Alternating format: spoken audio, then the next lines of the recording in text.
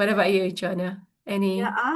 it's one of the things that I have really, I wouldn't say mastered, but I've actually I love magic and miracles. I'm just in love with the idea of it. And I love the energy of it. And it's something that I expect now as a standard of the way that I'm living my life because it just really puts me in a state of gratitude all the time, in a state Mm. of happiness all the time, and in the state of being feeling really safe. And for me, magic and miracles really stems to knowing that there's a higher power out there that's really guiding us and helping us and loving us truly. And in that foundation, I'm just really feeling the energy when I say that because they're all around us. So like for example, we just went to a Bruno Mars concert, and we have a furry baby that just had surgery for a mast cell cancer removal. And so I didn't really want to leave her for a long time. But basically concerts, especially in a stadium, and it's a Bruno Mars, so it's gonna be very, very busy. But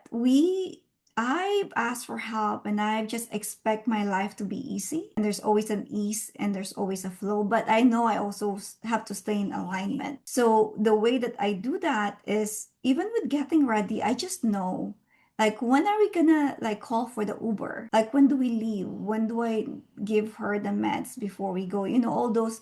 I love strategizing. So it's a part of the magic, to kind of have a strategy going there. And so our Uber driver decided not to take the freeway, which is amazing because there wasn't too much traffic.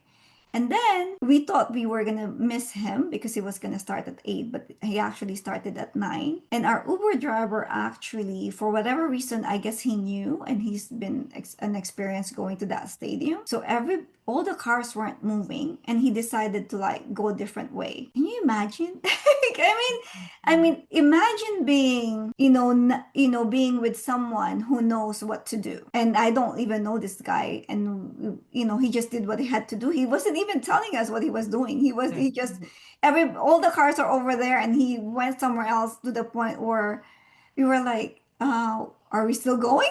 you know?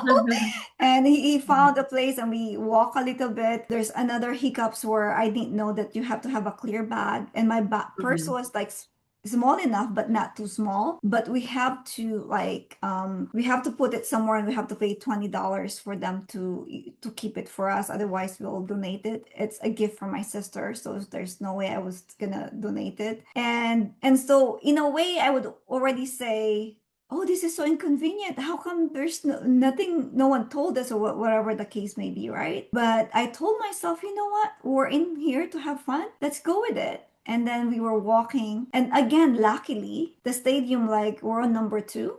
And that is where the bag check is, anyways.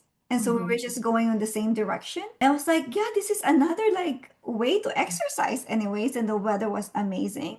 We had Mhm. a wonderful time at the show, and we left a little early. And then we were gonna Uber, but then they canceled because it's kind of hard to get in. And then we had the taxi. So everything was just really magical. I think sometimes we just think of magic and miracles are something big. Mm. That's why we can't connect them in our day to day. But if we're able to see like little things like that, we're gonna get more of ease and flow in our life, especially when we start noticing them. And another big one, and I'm gonna be quick, which is a really big miracle. My fur baby that has the mast cell cancer, they were able to successfully take everything out. Wow. And knowing my trauma of losing two fur babies, two dogs, year 2024 and 25 from cancers, and then we just adopted this amazing baby.